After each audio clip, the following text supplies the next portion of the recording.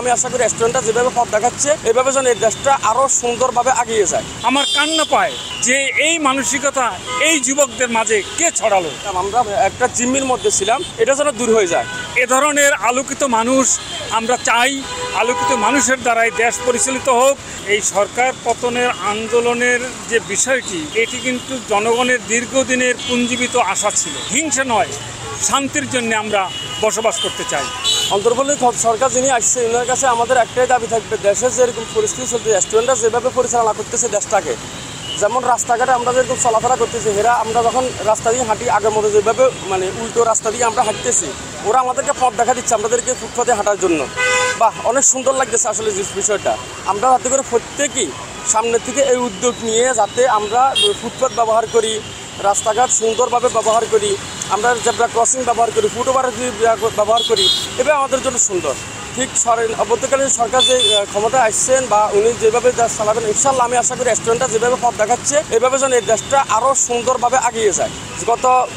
যত বছর আমরা এই হয়রানির মধ্যে শিখাচ্ছিলাম, আমরা একটা জিম্মির মধ্যে ছিলাম, এটা যেন দূর হয়ে যায়।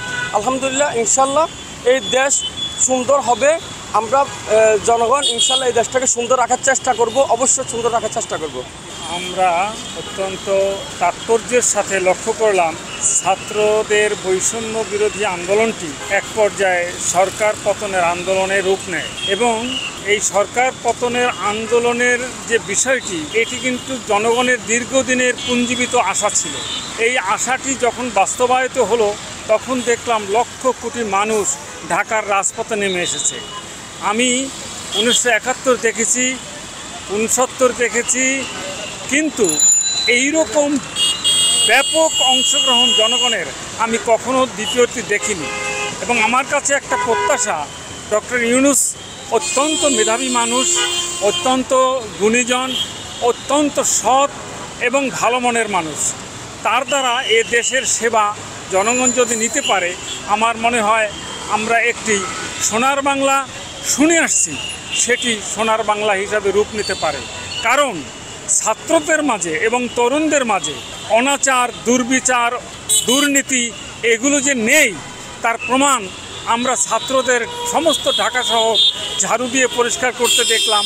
আমার কান্না পায়, আমি অভিভূত হয়ে যাই যে এই মানসিকতা এই সমাজে এইভাবে এই যুবকদের মাঝে কে ছড়ালো।